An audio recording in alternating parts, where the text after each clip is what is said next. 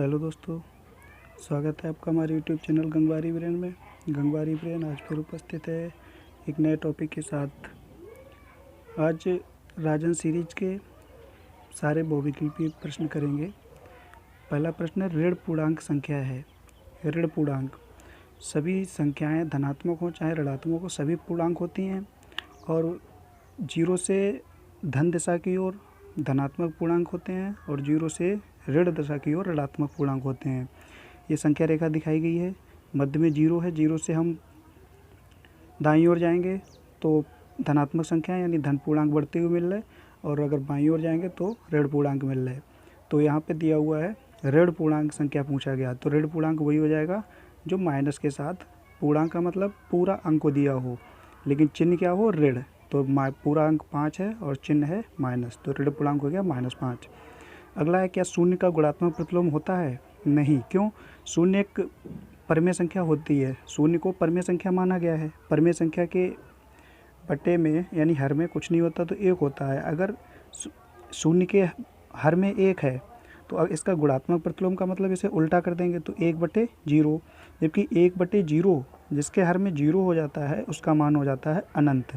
तो 0/1 का गुणात्मक प्रतिलोम 1/0 जिसका मान अनंत के बराबर हो जाता है, तो इसीलिए कहा गया है कि शून्य का गुणात्मक प्रतिलोम नहीं होता है। तीसरा सवाल, -1 और +1 के बीच में कितनी परमेय संख्याएं प्राप्त की जा सकती हैं? -1 और +1 के बीच में अनंत परमेय संख्याएं प्राप्त की जा सकती हैं। कैसे?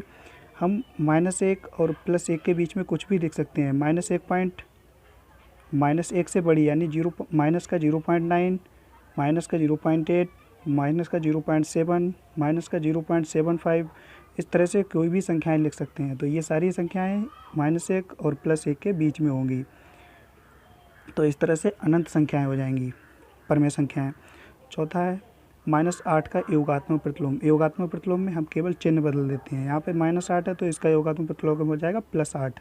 यहाँ पर कोई ऑप्शन नहीं हो जाएगा तो हो जाएगा इसमें से कोई नहीं।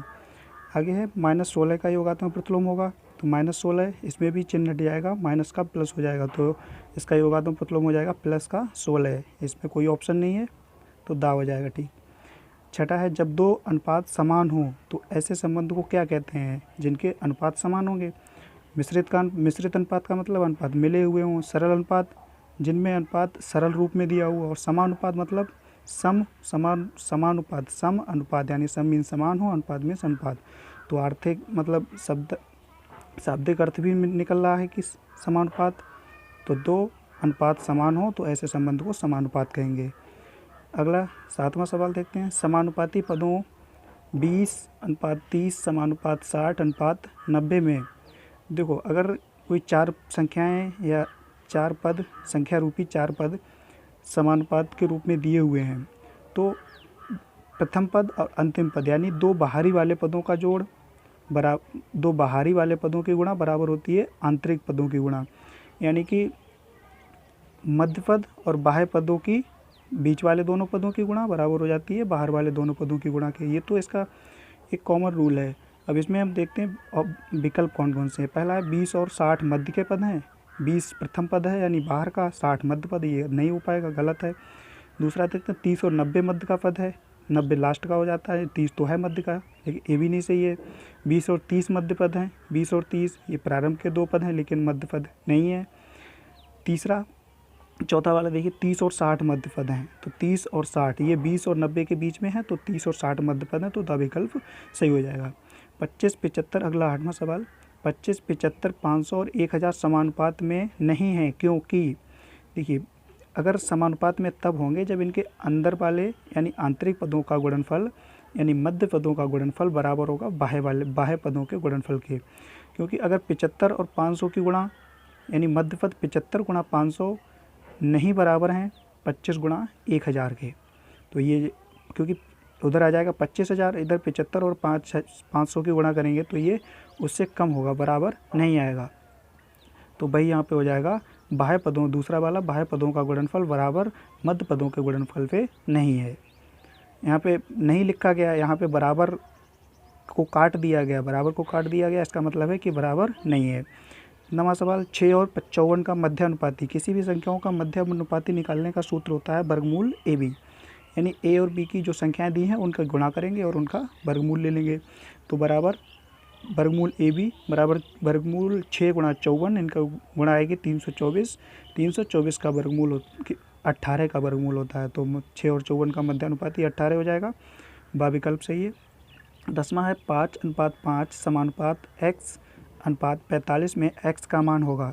तो यहाँ पे वही लगाएंगे कि बाह्यतम पद बाह्य पदों की गुणा बराबर मध्य पदों की गुणा। तो मध्य पद हो जाएंगे 5 गुणा x बराबर बाह्य पद 5 गुणा 45। तो 5 इधर गुणा में है x के साथ, उधर जाएंगे भाग में, तो x बराबर 5 गुणा 45 बटे 5। 5 से 5 कट गया तो x बराबर आ गया 45। तो अब विकल्प बा सही है। 11 सवाल, कोई संख्या यदि दी हुई हो 2 या 2 से अधिक व्यंजकों को पूरा पूरा विभाजित करे तो उस व्यंजक को क्या कहा जाता है। यानी अगर कोई संख्या दी हुई है और कुछ व्यंजक दिए हुए हैं तो वह दी हुई संख्या उन व्यंजकों को पूरा पूरा विभाजित करती है तो क्या कहते हैं, अपवर्त कहलाती है।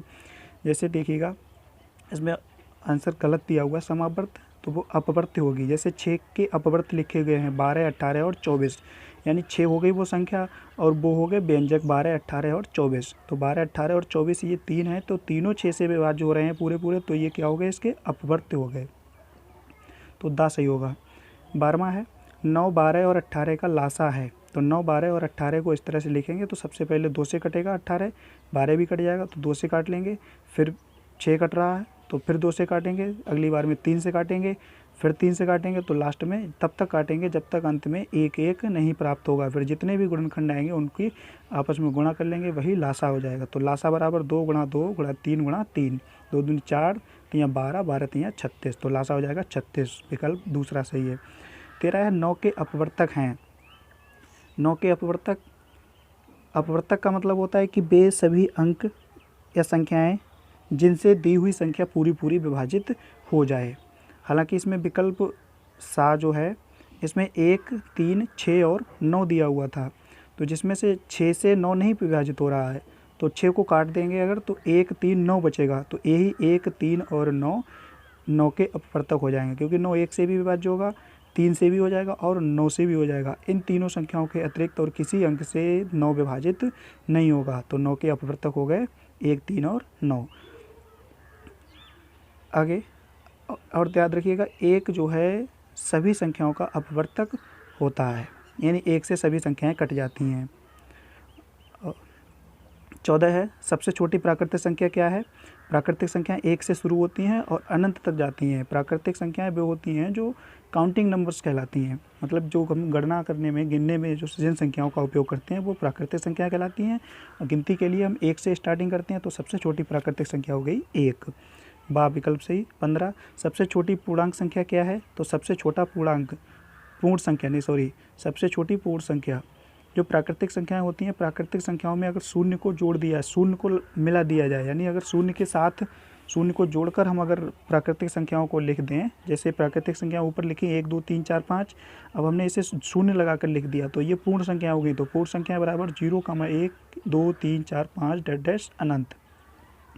तो इस तरह से सबसे छोटी पूर्ण संख्या हो गई 0 और सबसे छोटी प्राकृतिक संख्या हो गई 1, और सबसे छोटा पूर्णांक पूछा जाए तो वो होगा अनंत। आगे एक है, एक ना तो भाज्य है ना ही अभाज्य है। अभाज्य इसलिए नहीं कह सकते क्योंकि एक स्वयं 1 से कट जाती है, और भाज्य इसलिए नहीं कह सकते क्योंकि 1 के अलावा और किसी से नहीं कटती है, तो इसीलिए ये ना तो भाज्य है ना ही अभाज्य। सा वाला विकल्प सही है। आगे 17 नंबर क्रमागत दो पूर्णांकों का अंतर होता है। पूर्णांकों यानी कि पूर्णांकों का अंतर, क्रमागत दो पूर्णांकों का अंतर। दो पूर्णांक हमने ले लिया 12 और 11, किन्हीं भी दो पूर्णांकों को आपस में घटाओगे तो अंतर मिलेगा 1 का। क्रमागत पूर्णांकों को अगर घटाएंगे तो 1 का अंतर होगा। क्रमागत का मतलब कि क्रम से आया हुआ, क्रम से तभी आएगा जब उसमें 1 जोड़ा जाएगा, यानी अगर 1 को जोड़ेंगे फिर अगर उसमें से बड़ी संख्या में से छोटे को घटाया जाए तो 1 का ही अंतर बचेगा। आगे किसी पूर्ण संख्या में से शून्य घटाने पर प्राप्त होती है।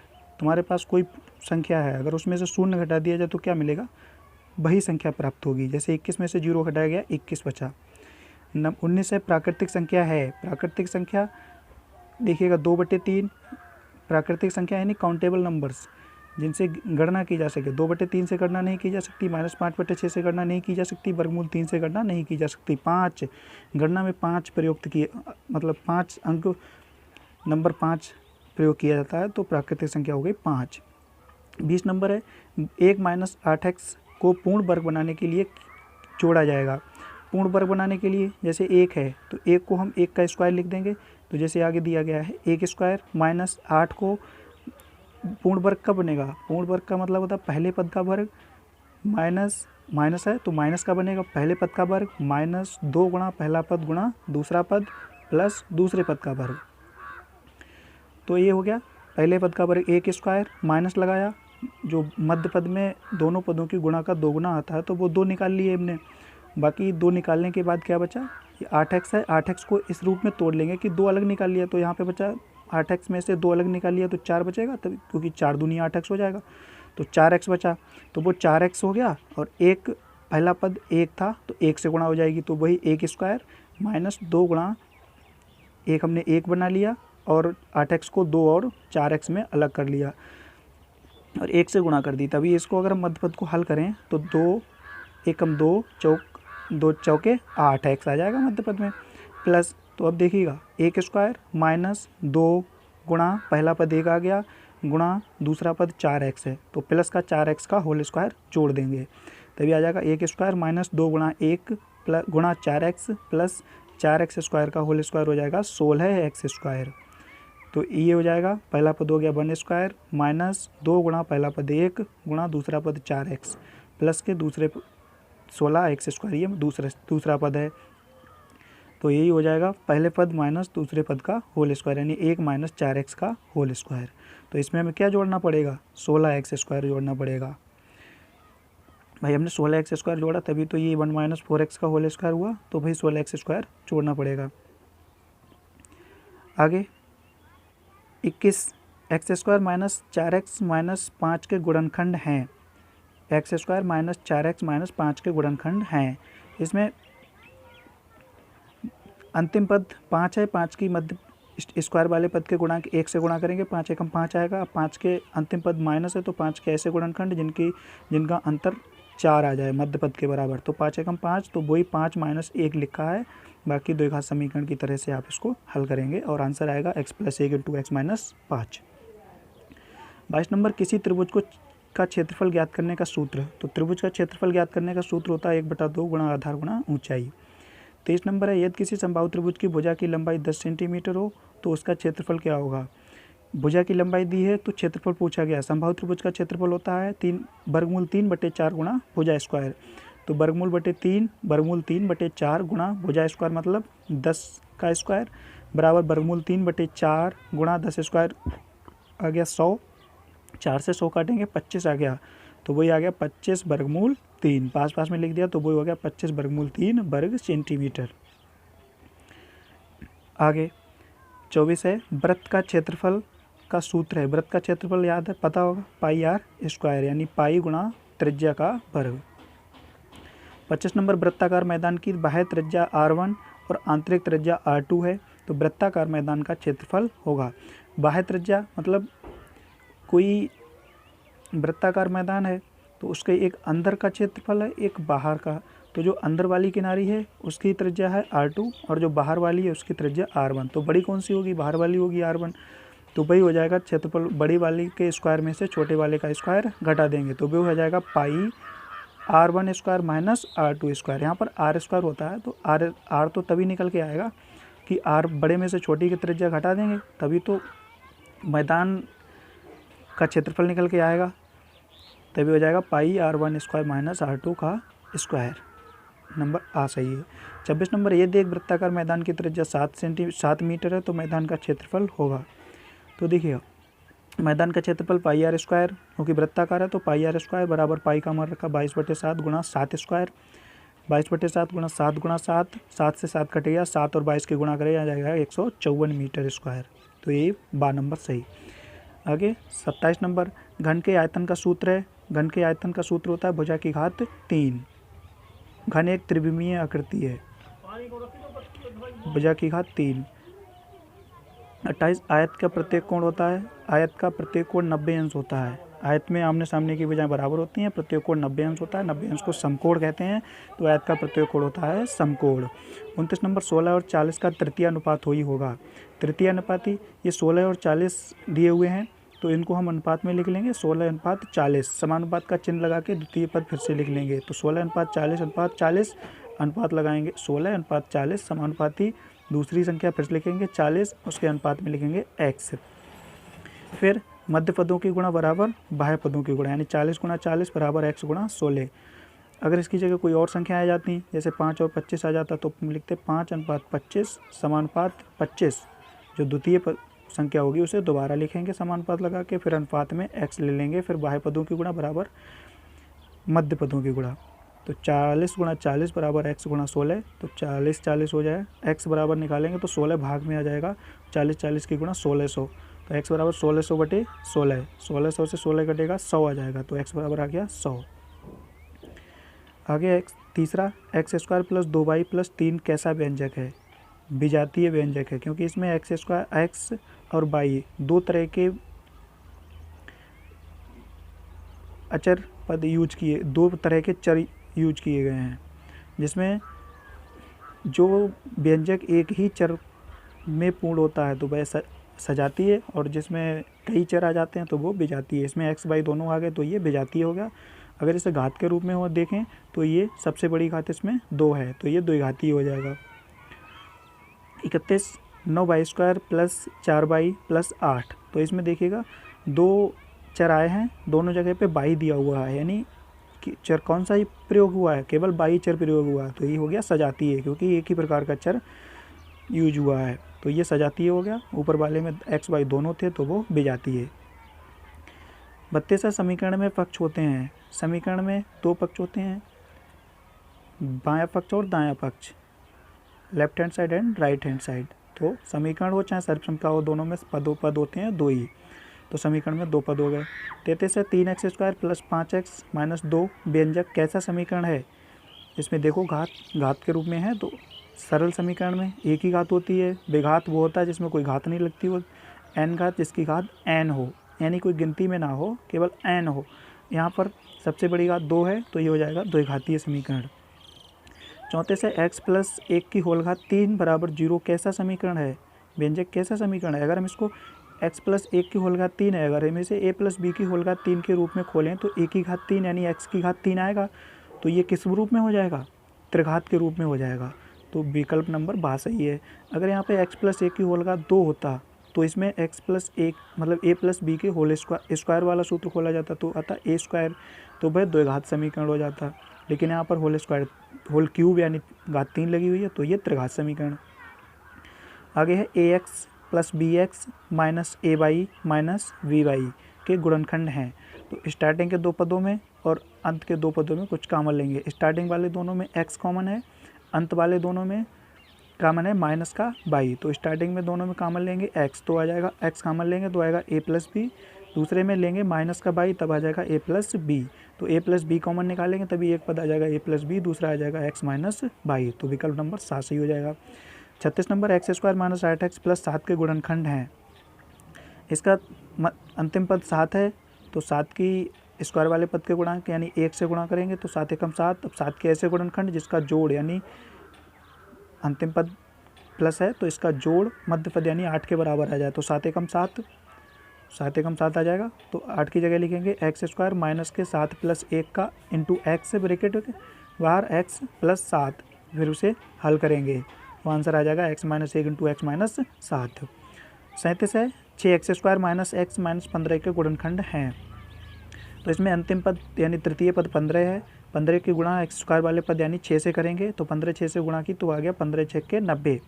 अब अंतिम पद माइनस है, तो 90 के ऐसे गुणनखंड करेंगे जिनका घटाना मध्य पद के गुणांक यानी 1 के बराबर आ जाए। कुछ नहीं है तो क्या होगा, 1 गुणांक होगा, तो इनका घटाना मध्य पद के गुणांक के बराबर आ जाए यानी 1 के बराबर। तो 90 यानी 10 नेम 90 होते हैं, तो 10 में से 9 जाएगा तो 1 बचेगा, तो लिख दिया 6x² माइनस के 10 - 9 इंटू x - 15, बाहर माइनस है तो अंदर चिन्ह बदल जाएगा ब्रैकेट का, तो 6x² माइनस के 10x और प्लस के 9x - 15, तो स्टार्टिंग के दोनों में 2x कॉमन ले लेंगे, तो 2x कॉमन लिया नहीं 2 कॉमन लिया, हाँ 2x कॉमन हो जाएगा, 2x कॉमन लिया तो 2 3 6 यानी 3x बचा, माइनस के 2 पंजे 10 यानी 5 बचा, प्लस 2 अंत वाले में 3 कॉमन लिया तो 3x माइनस 5 बचा। तो ब्रैकेट 3x माइनस 5 कॉमन है तो वो 3x माइनस 5 इंटू में बचेगा 2x प्लस 3, तो दा वाला विकल्प सही हो जाएगा। 38 नंबर है वर्गमूल 2 वर्गमूल 4 वर्गमूल 0.4 वर्गमूल 0.2 में प्रमेय संख्या क्या है। प्रमेय संख्या का मतलब कि वर्गमूल हट जाए, बिना वर्गमूल के संख्या मिल रही है तो वो प्रमेय संख्या होगी। यहाँ पे सभी संख्याओं में वर्गमूल लगा है, तो देखिए कौन सी संख्या, कोई संख्या ऐसी है जिसमें से वर्गमूल हट सकता है। तो ये हो जाएगा जैसे 4 है, दूसरा वाला देखिए वर्गमूल 4, 4 कितने का, 4 का वर्गमूल, 4 कितने का वर्गमूल, मतलब 4 का वर्गमूल क्या होगा। अगर 4 का वर्गमूल चिन्ह हटाना चाहो तो 4 का वर्गमूल 2 होता है, तो वर्गमूल 4 का मतलब 2 आ जाएगा। जब 2 आ जाएगा तो 2 एक पूर्णांक संख्या है, और कोई भी पूर्णांक संख्या प्रमेय संख्या होती है, क्योंकि उसके बटे में अगर कुछ नहीं होता तो 1 होता है। तो इसका मान आया 2, 2 के बटे में 1 हो जाएगा तो वो प्रमेय संख्या हो जाएगी, यानी कि वर्गमूल 4 प्रमेय संख्या हो जाएगी। बाकी वर्गमूल 2, वर्गमूल 0.4, वर्गमूल 0.2, इनमें से हम किसी का वर्गमूल पूरी तरह से नहीं हटा सकते, यानी कि हमें पूरी संख्याएँ बिना वर्गमूल चिन्ह के प्राप्त नहीं हो रही हैं। जब नहीं हो रही हैं तो इनमें सब में से प्रमेय संख्या हो गई वर्गमूल 4, यानी विकल्प नंबर आ सही है। 39 नंबर 33.328 में अंक 2 का स्थानीय मान है। 2 का स्थान दशमलव के बाद कितने मतलब दशमलव के बाद कितने, कौन से स्थान पे 2 आया है, दूसरे स्थान पे आया है, यानी कि 2 लिखेंगे, उसके बटे में 1 लिख के 2 जीरो लगा लेंगे। अगर 3 का पूछ रहा होता तो 3 1 के स्थान पे आया तो 3 के बटे में 1 लिख के 1 जीरो लगा देते, यानी 3/10, 3/10 होता तो 0.3 आ जाता। 3/10 का यानी 3 का स्थानीय मान आ जाएगा 3/10, यानी कि 0.3, और 2 है दूसरे नंबर पे, यानी कि 2 के बटे में 1 लिख के 2 जीरो लगाएंगे, यानी इसका मान आ जाएगा 0.02, और तो विकल्प दा सही हो जाएगा। अगर 8 का पूछ रहा होता तो 8 है तीसरे स्थान पे, यानी कि 8 को लिख के उसके बटे में 1 लिख के 3 जीरो लगा लेते, यानी कि 0.008 उसका आ जाता। तो यहाँ पे विकल्प 2 का पूछ रहा है, तो 2 का हो जाएगा 0.02, यानी दा वाला। 40 नंबर है 2 की घात x प्लस 1 बराबर 16। इस तरह का ऑब्जेक्टिव एक आया था इस 2019 में, नहीं 2020 वाले भी एग्जाम में। तो इसको क्या करेंगे, गुणा में घातें जोड़ती हैं तो जुड़ी हुई घातें गुणा में भी आ जाती हैं। तो 2 की घात x प्लस 1 है तो इसकी घातें अलग अलग कर लेंगे, तो 2 की घात x गुणा 2 की घात 1 अलग अलग हो गई, क्योंकि जब 2 समान आधार हो रहे हैं और उनकी गुणा हो रही है तो उनकी घातें जुड़ जाती हैं, और अगर घातें जुड़ी हुई हैं तो उनकी आपस में हम उनको गुणा के रूप में भी लिख सकते हैं। तो वही 2 की घात x प्लस 1 को हमने 2 की घात x गुणा 2 की घात 1 के रूप में लिख लिया, बराबर 16। तो 2 की घात x बराबर 2 है, इधर 2 की घात 1 का मान 2, तो 2 उधर 16 में भाग में चला जाएगा, तो 2 की घात x बराबर 16/2। तो 2 की घात x बराबर 2 से 16 घटेगा 8 आएगा। अब जो 8 है, 8 को हम 2 की घात x है इधर, यानी कि आधार 2 की घात के रूप में लिखना चाहते हैं, यानी कितनी घात लिख सकते हैं 2 की। तो 2 की घात x बराबर 2 गुणा 2 गुणा 2, 8 को हमने 3 बार 2 को रूप में तोड़ लिया, तो 2 की घात x बराबर 2 की घात 3। तो घातों की तुलना कर देंगे, तो इधर घात x है तो उधर भी घात उधर 3 है, तो बराबर तभी होंगे जब इधर भी घात 3 हो, यानी x का मान 3 हो। तो इसी तरह से निकल जाएगा। 41 नंबर 1/8 माइनस 3/8 प्लस 2/8 भाग 1/4 का 1/2 का मान होगा। तो जहाँ पे का है, कहीं पे भी का अगर दिख जाए तो का की जगह पे लगाएंगे गुणा का चिन्ह, का की जगह गुणा। और देखिए इधर हमने लिखा है 1/8 माइनस 3/8 प्लस का 2/8 भाग 1/4, और का की जगह गुणा लगा है 1/2। सबसे पहले भाग करेंगे तो भाग का चिन्ह हम हटाएंगे तो भिन्न उलट जाएगी और गुणा का चिन्ह हो जाएगा। तो 1/8 माइनस के 3/8 प्लस 2/8 भाग की जगह गुणा आ गया और भिन्न उलट गई, यानी कि 4/1 गुणा 1/2। 2 से 4 कटा 2 आ गया। अब 2 की ऊपर गुणा कर लेंगे तभी आगे आ गया है 1/8 माइनस 3/8 प्लस का 2 दूनी 4/8। अब देखेंगे तीनों भिन्नों के हर समान हैं। जब भिन्नों के हर समान होते हैं तो उन्हें डायरेक्ट जोड़ या घटा लिया जाता है। तो हमने एक बार लाइन खींची और एक बार हर लिख लिया, तो बाकी सबको चिन्ह के सहित ऐसे ही जोड़ लिया जाएगा अगर हर समान है तो 1 माइनस 3 प्लस का 4 और एक समान चिन्ह है तो ये जुड़ जाएंगे। 4 1 5 माइनस 3/8, तो 5 में से 3 गया 2/8, 2 से सरल कर लेंगे तो 2 एकम 2, 2 चौकू 8 यानी कि 1/4। तो इसमें आंसर गलत दिया है, तो 7 नंबर में 7/4 दिया था। अगर 7 की जगह हम 1 कर लें यानी 1/4 तो आंसर हो जाएगा 1/4। 42 नंबर, एक त्रिभुज की भुजाएं 2 सेंटीमीटर, 3 सेंटीमीटर, 5 सेंटीमीटर है तो त्रिभुज होगा। ध्यान रखिएगा, अगर छोटी वाली दोनों भुजाओं का जोड़ बड़ी वाली भुजा से अधिक आ रहा है तभी त्रिभुज संभव होगा। अगर योग कम है या बराबर है तो त्रिभुज संभव नहीं होगा। तो देखिएगा यहाँ पे छोटी भुजा 2 और 3 है, 2 और 3 को जोड़ रहे हैं तो बड़ी भुजा 5 के बराबर आ रहा है, तो त्रिभुज संभव नहीं होगा। वर्ग 10 से 20 की उच्च सीमा होगी, बताया था 10 से 20 की उच्च सीमा, यानी जो उच्च सीमा यानी ऊंचा बड़ा नंबर उच्च सीमा हो जाएगा, छोटा नंबर निम्न सीमा। तो उच्च सीमा हो जाएगी 20 और निम्न सीमा हो जाएगी 10, तो उच्च सीमा यहाँ पे 20, ऑप्शन नंबर बा। 30 और 40 का मध्य बिंदु वर्ग चिन्ह है। 30 और 40 का मध्य बिंदु यानी 30 और 40 के बीच में क्या आएगा 35, 30 और 40 का मध्य बिंदु 35 होगा, तो 35 यानी आ नंबर सही हो जाएगा। ये कुछ सवाल 45 नंबर कंफर्म नहीं है। आगे 40 देखते हैं। आयत चित्र में वर्ग अंतराल पर बने आयत का क्षेत्रफल समानुपाती होता है। वर्ग अंतराल पर बने आयत का क्षेत्रफल, देखिएगा चित्र हल्का छोटा सा चित्र दिया है। वर्ग अंतराल जिसमें नीचे पद होते हैं, ऊपर होती है बारंबारता। तो आयत का क्षेत्रफल यानी आयत उतना ही लंबा, उतना ही ऊंचा जाएगा जितने की बारंबारता अधिक होगी। यानी आयत अगर बारंबारता 2 है तो आयत 2 तक खींचा जाएगा, 4 है तो 4 तक, और 6 है तो 6 तक। अगर 6 है तो 6 तक जाएगा तो क्षेत्रफल बारंबारता के हिसाब से चेंज हो रहा है। 1 नंबर वाला 4 तक गया है तो इसका क्षेत्रफल 4 के हिसाब से होगा बारंबारता की। 2 नंबर वाला आयत 6 तक गया है तो इसका क्षेत्रफल 6 बारंबारता के हिसाब से होगा। 3 वाला 8 तक गया है तो इसका क्षेत्रफल 8 वाली बारंबारता के हिसाब से होगा। यानी कि किसी आयत चित्र में वर्ग अंतराल पर बने आयत का क्षेत्रफल किसके समानांतर होता है, वर्ग की बारंबारता के। वर्ग अंतराल से कोई चेंजिंग नहीं पड़ेगी क्योंकि वर्ग अंतराल में सभी का अंतर 10 का ही होता है। संचयी बारंबारता वक्र को कहते हैं तोरण, ये ध्यान रखिएगा। 48 वस्तुओं को एक दूसरे को पूरा ढकने के गुण को कहते हैं। एक दूसरे को पूरा तभी ढकेगा अगर कोई भुजा छोटी होगी, कोई भुजा बड़ी होगी, कोण अलग अलग होंगे तो वह किसी को पूरा नहीं ढक पाएगा। दो चीज़ें एक जैसी तभी लगती हैं जब वो लंबाई, आकार सभी अंगों के रूप में समान होते हैं। तो भाई सभी अंग समान किस में होते हैं, सर्वांग समता में। समरूप में क्या होता है, रूप एक जैसे होते हैं लेकिन अंग समान नहीं होते। कोण तो समान हो सकते हैं लेकिन भुजाएं समान नहीं होती हैं। लेकिन सर्वांग समता ऐसी क्रिया है जिसमें सभी अंग समान हो जाते हैं, तो भी एक वस्तु दूसरे को पूरा ढक लेगी। तो इसमें हो जाएगा विकल्प नंबर आ यानी सर्वांग समता। सर्वांग समता में होता है समान बनावट होती है।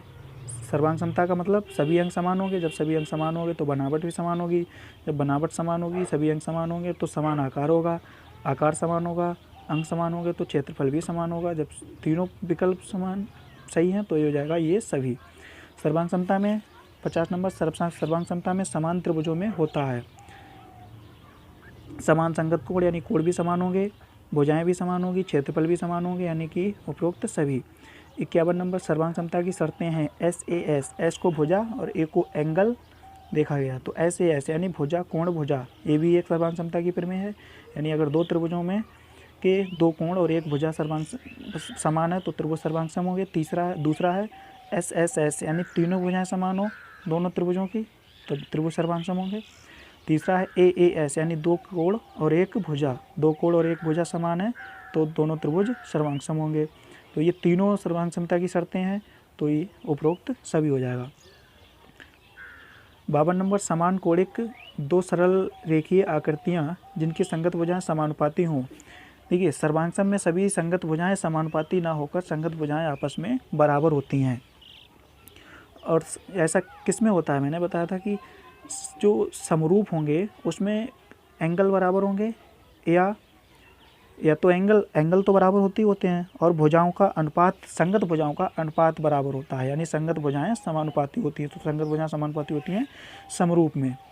53 नंबर, संख्याओं 10, 65 और 91 का लघुत्तम समावर्त्य होगा। तो लघुत्तम समावर्त्य यानी इसे हम लघुत्तम समावर्त्य मीन्स लासा, तो इसे हम छोटे छोटे गुणनखंडों में तोड़ेंगे। तो इसकी गुणनखंड 2 से काटा पहले, फिर 3 से 2 से फिर से काटा, फिर 3 से काटा, फिर 5 से काटा, फिर 7 से, फिर अंत में 13 बचा तो 13 से काटा। तो इसके गुणनखंड आ गए 2 गुणा 2 गुणा 3 गुणा 5 गुणा 7 गुणा 13। 2 दूनी 4 3 12 पंजे 60 और 60 और 7 की गुणा की आ गया 420। 420 और 13 की गुणा करेंगे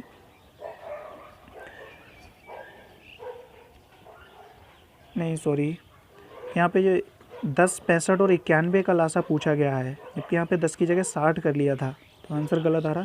तो आप लोग करेंगे 10, 65 और 91 को लेके हल करेंगे। इसी तरह से गुणनखंड करेंगे, फिर गुणनखंड आ जाएंगे, उनकी गुणा करेंगे, तो आंसर नंबर 910 यानी सा आ जाएगा। 54 नंबर, दो असमान परमेय संख्याओं के बीच की परमेय संख्याएं होती हैं। दो असमान परमेय संख्याओं के बीच की परमेय संख्याएं होंगी अनंत। अभी इस तरह का क्वेश्चन आया था कि -1 और +1 के बीच परमेय संख्याएं असमान थीं, तो उनके बीच अनंत परमेय संख्याएं थी। तो यहाँ पे पूछा गया कि असमान परमेय संख्याओं के बीच की सब परमेय संख्याएं अनंत होंगी। तो 3 + 2 × 7 का मान होगा, ये जो बाहर 7 है इनकी अंदर दोनों से गुणा हो जाएगी, यानी 3 × 7, 3 की गुणा 7 से होगी, फिर प्लस चिन्ह आ जाएगा, फिर 2 की गुणा 7 से हो जाएगी। 3 × 7 + 2 × 7, तो बा वाला विकल्प सही हो जाएगा। 56 नंबर, x - 7 और x - 9 का गुणनफल है। इसकी हम गुणा करेंगे, यानी x इस तरह की गुणाएं बताई थी, तो x की गुणा x - 9 से करेंगे, फिर -7 × x - 9 अंदर गुणाएं करेंगे, तो आएगा x² - 16x + 63। यहाँ पे पहला जो विकल्प था इसमें x² - 16x - 63 था। हालांकि इसमें ऑप्शन नंबर 7 दिया हुआ है, सी दिया हुआ है। सी तो बिल्कुल कहीं से कहीं तक सही नहीं है। तो वाला x² - 16x - 63 था, तो हमारा आ रहा है +63, तो माइनस की जगह कर दिया प्लस, तो विकल्प इस तरह से विकल्प नंबर ए सही हो गया। 57 देखते हैं, एक त्रिभुज का क्षेत्रफल 48 वर्ग सेंटीमीटर है। यदि उसकी ऊंचाई 8 सेंटीमीटर हो तो त्रिभुज का आधार होगा। त्रिभुज का क्षेत्रफल दिया है, उसकी ऊंचाई दी है और उसका आधार निकलवा रहा है, आधार पूछ रहा है। चूँकि साइड से दिया हुआ है, छोटा सा हल, एक त्रिभुज का क्षेत्रफल होता है 1/2 गुणा आधार गुणा ऊंचाई बराबर क्षेत्रफल। तो 1/2 गुणा आधार निकालना है गुणा ऊंचाई 8 है बराबर 48। इधर 2 भाग में है तो उधर चले जाएंगे गुणा में, आधार का मान निकालना है तो 2 गुणा में चले जाएंगे और 8 भाग में चला जाएगा। तो 8 बराबर 48 गुणा 2/8। 8 से 48 कट गए, 8 छक्के 48 यानी 6 गुणा 2, 6 और 2 की गुणा हो गई 12, यानी 12 सेंटीमीटर आ गया। आंसर नंबर आ सही है। 58 नंबर है, परमेय संख्या -4/9 से छोटी परमेय संख्या है। ध्यान दीजिएगा, अगर छोटी परमेय संख्या, अगर यहाँ पे चिन्ह प्लस होता तो प्लस में छोटी संख्या वह होगी जो दिखने में छोटी होगी, यानी अंक रूपी में छोटी होगी, तो वह संख्या छोटी होगी। लेकिन चिन्ह अगर माइनस है तो माइनस में वही संख्या छोटी होगी जो स्थिति में बड़ी होगी। जैसे माइनस का 1/9 दिया हुआ है, तो देखने में लग रहा है कि 1 4 से छोटा है तो ये छोटी हो जाएगी, लेकिन नहीं, अगर ये प्लस में होती हैं तब तो ये हो सकता था, तब ये हो सकता था नहीं, तब ये होता। लेकिन यहाँ पे माइनस है, तो माइनस में जो संख्या अंक के रूप में बड़ी होगी तो वही संख्या छोटी होगी, यानी माइनस का 7/9 सबसे बड़ा जो हर है। माइनस में देखो, -0.2 मतलब 12 और 7 तो हो ही नहीं सकता, क्योंकि माइनस से छोटी संख्या माइनस में ही होगी, प्लस में तो जा ही नहीं सकती। अगर प्लस में पहुंच गई तो बड़ी हो जाएगी, तो 12 और 7 हो ही नहीं सकता। तो आ और दा में होगा, आ और दा में से वो होगा जिसका मान अंश में 4 से बड़ा होगा, यानी माइनस के 7/9। 59 है, 16, 32 और 64 का लासा होगा। तो 16, 32 और 64 का लासा आप गुणनखंड विधि से गुणनखंड करेंगे तीनों के, फिर जिनके जो अभाज्य गुणनखंड आएंगे उनकी आपस में गुणा कर लेंगे, तो आंसर आ जाएगा 64।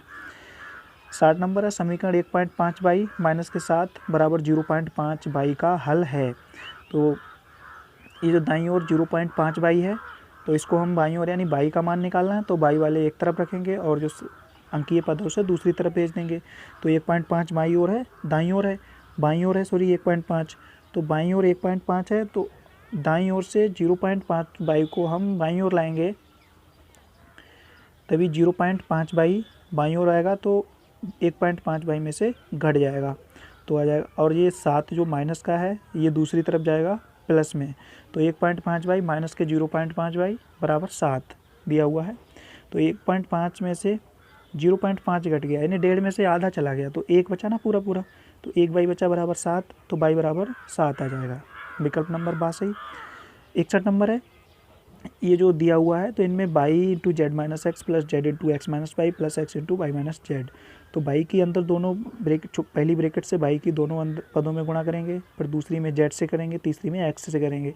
तो बाई जेड माइनस के x y z minus y x plus z x minus z y plus x y minus x z. तो स्टार्टिंग में बाई जेड दिया है, तो बाई जेड ये प्लस का है और चौथा पद जेड वाई ये माइनस का है, तो ये कट जाएगा।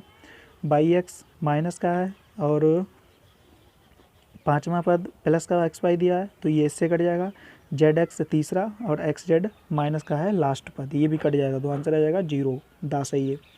62 नंबर, एक त्रिभुज का क्षेत्रफल 45 वर्ग सेंटीमीटर और आधार 15 सेंटीमीटर हो तो त्रिभुज की संगत ऊंचाई होगी।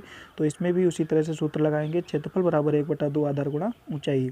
तो 1/2 गुणा आधार 15 हो जाएगा, गुणा ऊंचाई हो जाएगी, निकालनी है, तो गुणा ऊंचाई बराबर 45, 2 गुणा भाग में होगा तो उधर गुणा में जाएगा, तो 15 गुणा ऊंचाई बराबर 45 दूनी 90।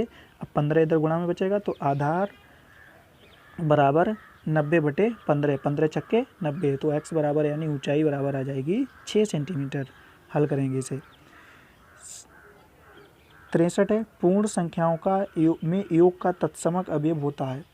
योग का तत्समक अवयव यानी योग का तत्समक अवयव, योग का मतलब कि तत्समक का मतलब मान ना बदले, ऐसा समझो कि योग का तत्समक यानी कि कोई संख्या दी हुई है उसमें क्या जोड़ें कि इसका मान ना बदले। तत्समक का मतलब मान ना बदले, तो क्या जोड़ें कि मान ना बदले, तो 0, तो योग का तत्समक हो जाएगा 0। और गुणन का तत्समक पूछा जाए तो गुणन का यानी गुणा की जाए कितने से कि तत्समक का मीन्स मान नहीं बदले, तो कितने से गुणा की जाए कि मान ना बदले, तो 1 से गुणा करी जाए तो मान नहीं बदलेगा। तो योग का तत्समक होता है 0 और गुणन का तत्समक होता है 1, ध्यान रखिएगा।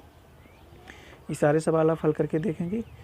ये राजन सीरीज 2019 के सीरीज के विकल्प हैं जो कि इस बार आगे पीछे हैं लेकिन हैं सारे, तो आप सारे सवाल करेंगे। आगे देखते हैं 64 नंबर, 56, 70 और 84 का लघुत्तम समावर्तक मीन्स लासा निकालना है। तो 56, 70 और 84 इस तरह से इन्हें छोटे छोटे गुणनखंडों में तोड़ेंगे, फिर उनकी आपस में सबसे गुणा कर लेंगे, तभी आ जाएगा 840। 65 नंबर है, समीकरण 2.8x बराबर 5.4 प्लस x का हल है। तो ये जो बाईं ओर, ये जो दाईं ओर x दिया है ये बाईं ओर लाएंगे, x वाले पद एक तरफ करेंगे, तो ये 2.8 में से घट जाएगा आके, तो 2.8x माइनस 1x बराबर 5.4। तो 2.8x में से 1x निकल गया तो बचा 1.8x बराबर 5.4। तो x की गुणा में है 1.8 तो उधर जाएगा भाग में, तो x बराबर 5.4/1.8। तो दशमलव से दशमलव कट जाएगा, क्यों? क्योंकि ऊपर भी एक अंक पहले दशमलव है, नीचे भी एक अंक पहले दशमलव है, तो एक अंक पहले दशमलव है, तो दशमलव से दशमलव कट जाएगा। अगर अंक समान नहीं होते, जैसे ऊपर अगर 2 अंक पहले दशमलव होता है, नीचे 1 अंक पहले, तो नीचे हम अंक समान करते, समान कब करते, समान कैसे करते, लास्ट में एक शून्य लगा लेते, फिर अंक बराबर हो जाते, तब दशमलव हट जाता। यहाँ पे दशमलव के बाद अंक समान है तो ऐसे ही हट जाएगा, दशमलव से दशमलव कट गया तो ऊपर बटा 54/18, 18 3 54, तो x का मान आ गया 3। 66 नंबर, यदि किसी समबाहु त्रिभुज का क्षेत्रफल 400 वर्गमूल 3 वर्ग सेंटीमीटर हो तो उसका परिमाप होगा। तो पहले क्षेत्रफल का सूत्र निकालेंगे, तो यहाँ लगाएंगे, तो यहाँ से आएगी भुजा, फिर त्रिभुज समबाहु त्रिभुज है तो समबाहु त्रिभुज में तीनों भुजाएं समान होंगी तो उसका परिमाप हो जाएगा तीनों भुजाओं का योग या 3 गुणा भुजा। तो पहले क्षेत्रफल का सूत्र लगाते हैं। समबाहु त्रिभुज का क्षेत्रफल होता है वर्गमूल 3/4 गुणा भुजा स्क्वायर। यहाँ पे लिखा हुआ है बराबर 400 वर्गमूल 3। तो उधर भी वर्गमूल 3 है, इधर भी वर्गमूल 3 है। तो हमने कहा बराबर की दोनों ओर समान चिन्ह और समान परिमाण वाले पद कट जाते हैं। तो उधर भी वर्गमूल 3 गुणा में है, इधर भी वर्गमूल 3 400 के साथ में गुणा में है। तो वर्गमूल 3 से वर्गमूल कट गया और जो 4 बचा उधर बाईं ओर दाईं ओर जो 4 बचा है ये बाईं ओर आ जाएगा गुणा में। तो भुजा स्क्वायर बराबर 400 गुणा 4 बराबर 400 की 4 से गुणा होगी 1600 आ जाएगा। तो भुजा बराबर वर्गमूल 1600 आएगा। तो 1600 का वर्गमूल 40, तो भुजा बराबर आ जाएगा 40। तो समबाहु त्रिभुज का परिमाप होता है 3 गुणा भुजा या भुजाओं के जोड़ कर लेंगे 3 बार। तो अगर 3 बार जोड़ रहे हैं तो 40 + 40 + 40 बराबर 120, या 40 की 3 से गुणा कर देंगे तो 40 तियाँ 120। 12 नंबर आ जाएगा सही। 67 नंबर है x² - 2xy + 9y² और x² + 2xy - के 8y² को योगफल का योगफल होगा। तो देखिए पहले पद में x², दूसरे पद में भी x², तो एक x² दोनों प्लस के हैं तो जुड़ जाएंगे। तो आ गया 2x² माइनस पहले व्यंजक में मध्य पद यानी -2xy है, दूसरे में प्लस का 2xy, इन्हें जोड़ेंगे तो ये कट जाएंगे आपस में, तो ये पद हट जाएगा। और पहले में 9y² प्लस का है, उसमें 8y² माइनस का है, तो 9y² में से 8y² घट जाएंगे, क्या बचेगा y², तभी आ जाएगा 2x² प्लस का y²। सारे सवाल हल करके देखेंगे। 68 नंबर, इनमें कौन सी अभाज्य संख्या है? अभाज्य संख्या यानी वह संख्या जो एक एवं स्वयं के अतिरिक्त किसी से भी ना कटती हो। तो 9 है, 1 और स्वयं यानी 1 और 9 के अतिरिक्त 3 से भी कट रही तो ये भाज्य हो गई। 18 भी 2 से कट रहा है, 3 से कट रहा है, 6 से कट रहा है, 9 से कट रहा है तो ये भी भाज्य है। 6 भी कट रहा है 2 और 3 से, लेकिन 11 या तो 1 से कट रहा है या फिर 11 से कट रहा है, इसके अतिरिक्त और किसी से नहीं कट रहा, तो अभाज्य संख्या होगी 11। 69 नंबर देखिएगा, इनमें कौन सी भाज्य संख्या है? भाज्य संख्या का मतलब जो एक और स्वयं के अतिरिक्त किसी अन्य संख्या से कट जाए। तो 6 है तो 6 2 और से भी कट जाएगा, 3 से भी कट जाएगा, तो ये भाज्य हो गई। बाकी देख लीजिएगा आप, 23 जो है 1 और 23 से ही कटेगा, 7 1 और 7 से ही कटेगा, 31 1 और 31 से ही कटेगा, इसके अलावा किसी से नहीं कटेगा। तो इनमें से भाज्य संख्या हो गई आंसर नंबर ए यानी कि 6। 70 नंबर देखिए, 24 और 36 का मासापा क्या होगा? मासापा 24 और 36, तो 24 और 36 के गुणनखंड करेंगे, पर जो गुणनखंड दोनों में उपस्थित होंगे, जो गुणनखंड दोनों में होंगे तो वही इसका मासापा, मतलब उन गुणनखंडों को अलग लिख लेंगे और उनकी आपस में गुणा कर लेंगे तो वही आ जाएगा इनका मासापा। जैसे 24 के गुणनखंड करेंगे छोटे छोटे तोड़ लेंगे, तो फिर और 36 के करेंगे, फिर जो दोनों में कॉमन होंगे उन गुणनखंडों को अलग लिखकर उनकी ही गुणा कर लेंगे तो वही हो जाएगा इनका मासा। इस तरह से 12 आएगा। 71 नंबर है, व्यंजक x³ 3 + 1 और x² - 1 का मासा है। तो x³ 3 + 1 को हम इस तरह से हल करेंगे आगे, x³ 3 + 1³ बराबर x + 1 into x² minus xy होगा, x² माइनस xy + 1 होगा, ध्यान रखिएगा। सवाल सूत्रों का सही प्रयोग करेंगे, जल्दबाजी में गड़बड़ हुए हैं। तो x³ 3 + 1³ बराबर x + 1 into x² minus xy plus का 1। मैंने ध्यान दिलाया था कि अगर दो पदों की 3 घातों का जोड़ हो रहा है तो जो उनकी x और y का पद आएगा अलग, वो प्लस का आएगा, और अंदर जो गुणा वाला पद होगा वो माइनस का हो जाएगा। अगर यहाँ पे होता x³ माइनस 1³ तो x माइनस 1 आता और अंदर वाला पद हो जाता x² प्लस xy प्लस का 1²। तो भाई यहाँ पे x³ 3 + 1³ को तोड़ लिया तो x + 1 into x² minus xy + 1 आएगा, और x² माइनस 1 को लिख लेंगे x² माइनस 1², इसमें वर्गांतर लग जाएगा तो ये हो जाएगा x² माइनस 1² यानी x + 1 इंटू x माइनस 1। एक बार जोड़ लेंगे, एक बार घटा लेंगे। तो मासा पूछा है, इसका मतलब कॉमन व्यंजक देख लेंगे, जो भी कॉमन होगा। तो दोनों में क्या कॉमन है? x + 1 कॉमन है तो मासा हो गया x + 1। अगर इसका लासा पूछ रहे होते तो क्या, तो लासा पूछ रहे होते तो जितने व्यंजक हैं सबकी बड़ी घात लिखते। तो एक तो x + 1 है दोनों में, तो x प्लस, मतलब इसमें लासा में ये नहीं देखा जाता कि दोनों में है नहीं है, उसमें ये देखा जाता है कि जितने भी व्यंजक या गुणनखंड हैं वो सारे होने चाहिए और घात होनी चाहिए सबसे बड़ी। तो देखिए x+1 है तो x+1 दोनों में है तो सबसे बड़ी घात क्या है, 1 है तो 1 लिख लेंगे यानी x+1। दूसरा x² माइनस xy+1, ये भी पद आएगा लासा में, और इनटू में x-1 यानी सारे पद आएंगे तो वो लासा हो जाएगा, लेकिन मासा कॉमन वाला होगा x+1। इसे पूर्ण रूप से समझने के लिए एक बार लासा मासा वाला वीडियो जरूर देखेंगे। 72 है लघुत्तम समापवर्तक यानी कि लासा निकालना है। तो लासा निकालना है तो जितने भी अंक हैं सबकी गुणा कर लेंगे। सबसे अच्छा तरीका है इन्हें अलग अलग तोड़ेंगे, जैसे अलग अलग तोड़ के हल करेंगे, यानी 3 गुणा 3 को तो तोड़ ही नहीं सकते ना किसी में, तो 3 गुणा x² वो लिख लेंगे, x गुणा x, 3 गुणा x² y², और 4 को तोड़ लेंगे 2 गुणा 2 x और y। तो सबसे बड़ी घात लिखेंगे तो 3, वो तो हल करने का तरीका आप देखेंगे वहाँ पे। यहाँ पे इसे किसे करेंगे, अंकों की गुणा करेंगे, 4 3 12, और जो चर वाले पद हैं इनकी सबसे बड़ी घात ले लेंगे, यानी x है दोनों में तो x की सबसे बड़ी घात 2 आ गई, तो 12x की घात 2, y है तो y की सबसे बड़ी घात यानी कि 2, तो 12x की घात 2 y की घात 2। 73 नंबर देखेंगे x² y, x की घात 3 y और x y की घात 3 का लासा। तो लासा देखिए x y दोनों में तीनों में है तो x की सबसे बड़ी घात कितनी है, 3। अगर यहाँ पे मासा निकलवा रहा होता तो मासा में सबसे छोटी घात देखते, तो मासा में सबसे छोटी घात x और y आता तो मासा हो जाता है x y, और यहाँ पे लासा पूछ रहा है तो लासा में सबसे बड़ी घात देखेंगे, यानी सबसे बड़ी घात x की है 3 तो हो जाएगा x की घात 3 और y की है 3, यानी x की घात 3 इंटू y की घात 3, ये हो गया लासा। 74 नंबर x की घात 3 y की घात 2 कामा x की घात 2 y की घात 3 कामा x की घात 4 y की घात 4 का मासा है।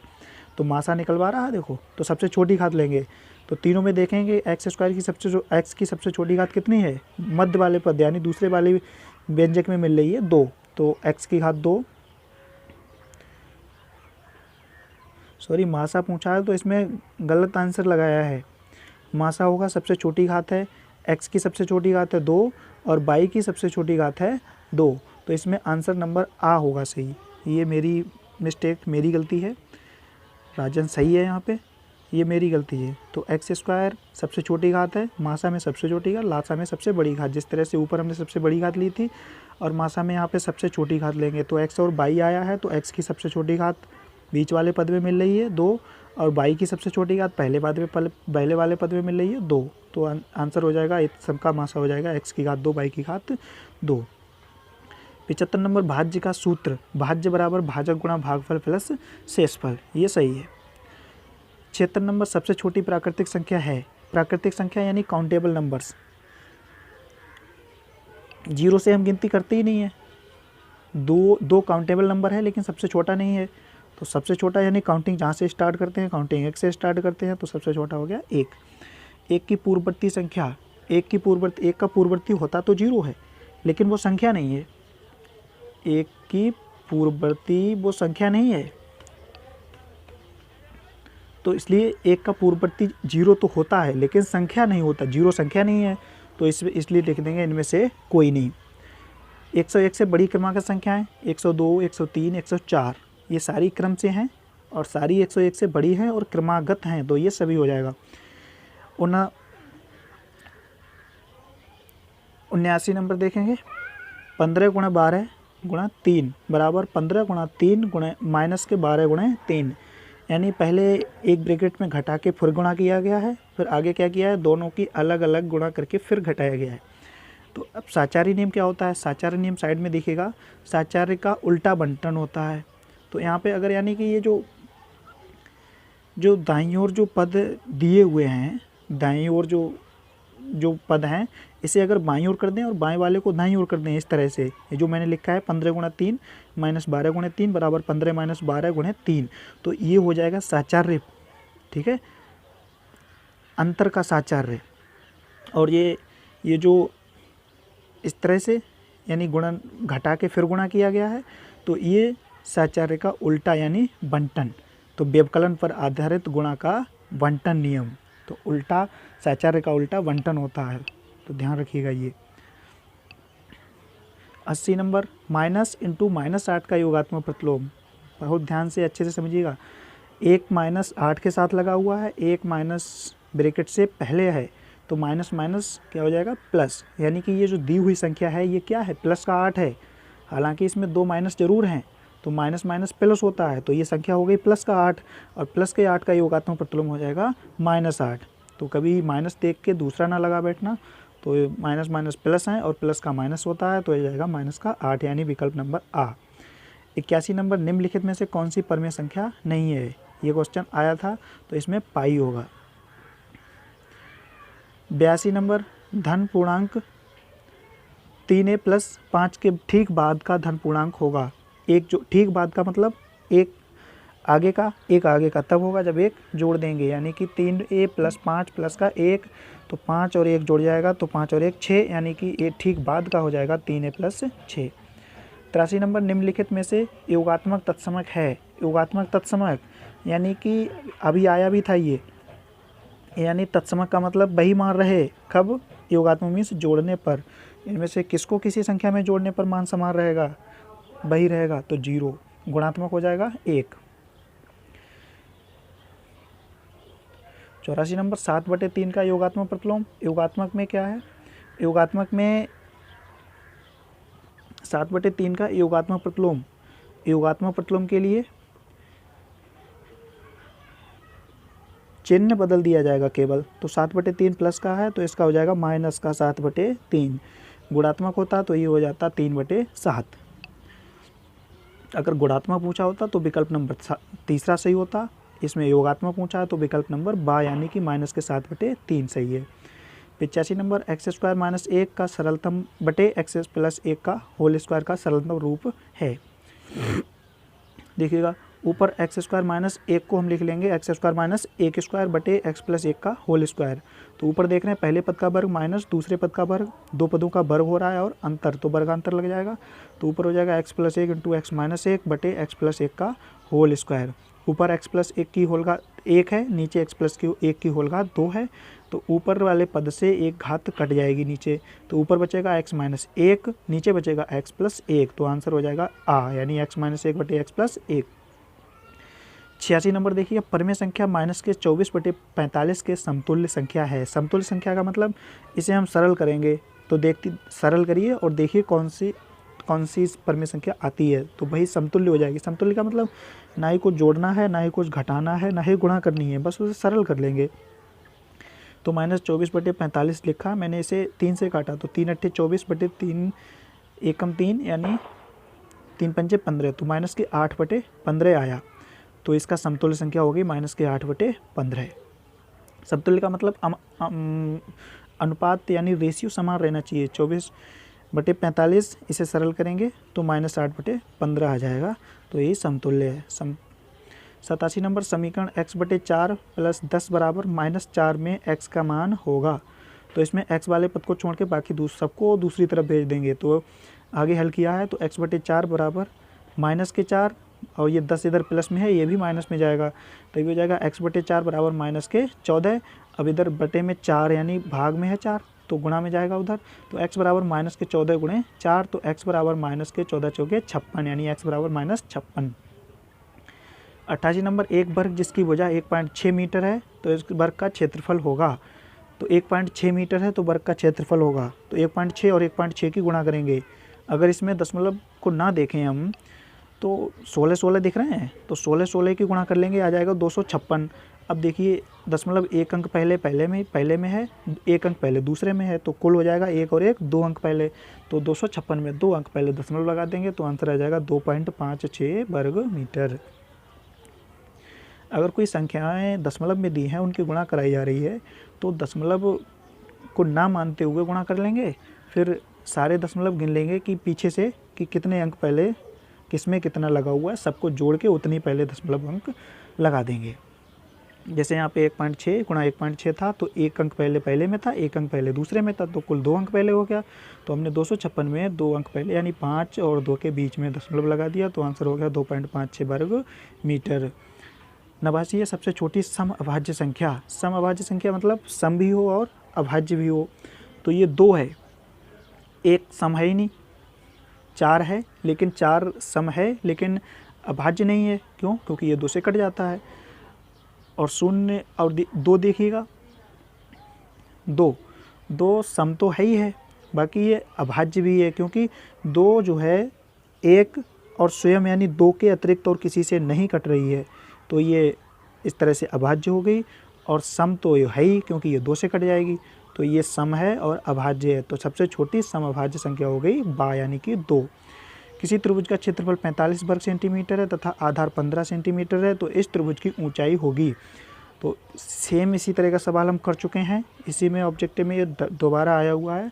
तो आंसर आया था 1/2 गुणा आधार गुणा ऊंचाई बराबर क्षेत्रफल लगा के सवाल हल करेंगे तो आंसर आ जाएगा 6 सेंटीमीटर। इस तरह जो नया राजन गैस का सॉल्यूशन है उसमें से सारे मतलब लगभग अधिकांश ऑब्जेक्टिव्स हो गए हैं, बाकी आप करेंगे। अगर कोई ऑब्जेक्टिव नहीं हो रहा है तो आप इसे कमेंट करेंगे, हम कराएंगे। धन्यवाद।